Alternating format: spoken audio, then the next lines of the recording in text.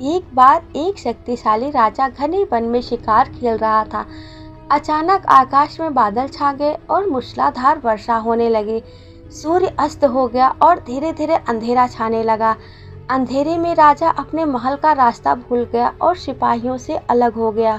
भूख, प्यास और थकावट से राजा व्याकुल जंगल के किनारे एक टीले पर जाकर बैठ गया। थोड़ी देर बाद उसने वहां 3 बालकों को कहीं जाते देखा। तीनों बालक अच्छे मित्र थे। वे गांव की ओर जा रहे थे। सुनो बच्चों, जरा यहाँ आओ, राजा ने उन्हें बुलाया। बालक जब वहां पहुंचे तो राजा ने उनसे पूछा, क्या कहीं से थोड़ा भोजन और जल मिलेगा? मैं बहुत प्यासा हूँ और भूख भी बहुत लगी है। बालकों ने उत्तर दिया, अवश्य, हम घर जाकर अभी आपके लिए कुछ लेकर आते हैं। वे गांव की ओर भागे और तुरंत जल और भोजन लेकर आए।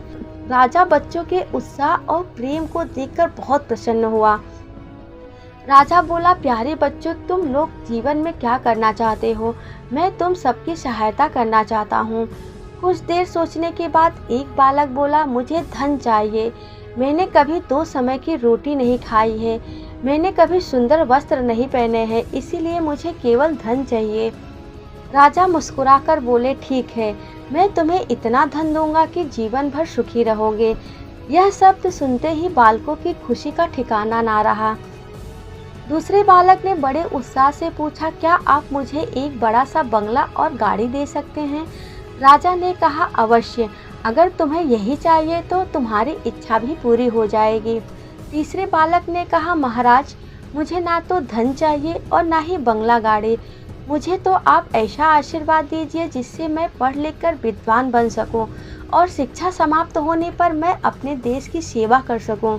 तीसरे बालक की इच्छा सुनकर राजा बहुत प्रभावित हुआ। उसने उसके लिए उत्तम शिक्षा का प्रबंध किया। वह परिश्रमी बालक था, इसीलिए दिन रात एक करके उसने पढ़ाई की और बहुत बड़ा विद्वान बन गया। और समय आने पर राजा ने उसे अपने राज्य में मंत्री पद पर नियुक्त कर लिया। एक दिन अचानक राजा को वर्षों पहले घटी उस घटना की याद आई। उन्होंने मंत्री से कहा, वर्षों पहले तुम्हारे साथ जो 2 बालक थे, अब उनका क्या हालचाल है? मैं चाहता हूँ कि एक बार मैं फिर एक साथ तुम तीनों से मिलूं।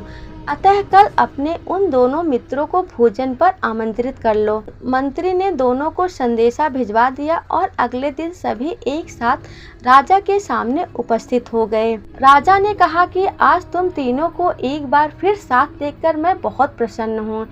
इनके बारे में तो मैं जानता हूँ, पर तुम दोनों अपने बारे में बताओ। राजा ने मंत्री के कंधे पर हाथ रखते हुए बालकों से पूछा। जिस बालक ने धन मांगा था वह दुखी होते हुए बोला, राजा साहब, मैंने उस दिन आपसे धन मांगकर बहुत बड़ी गलती की।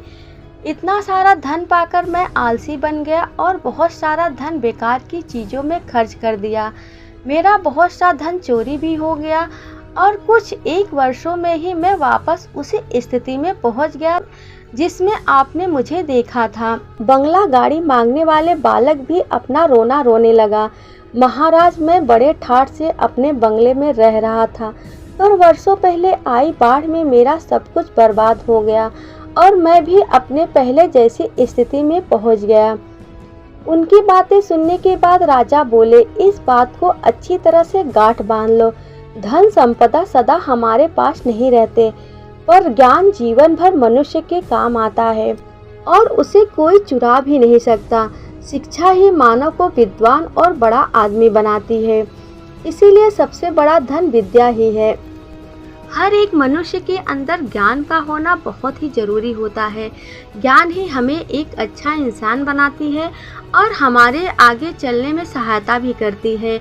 कभी भी हम दूसरों के धन के सहारे आगे जीवन व्यतीत नहीं कर पाते हैं, लेकिन हमारे पास अगर विद्या का धन है तो हम जीवन में किसी के आगे हाथ नहीं फैलाएंगे। हम अपने आप ही कुछ ना कुछ उसका उपाय अवश्य निकाल लेंगे।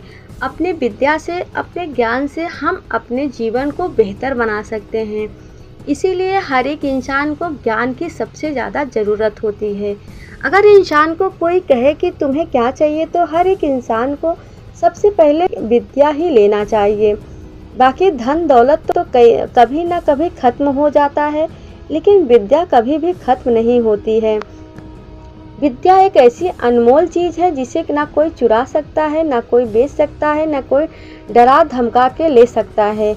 इसीलिए सबसे बड़ा धन विद्या ही है।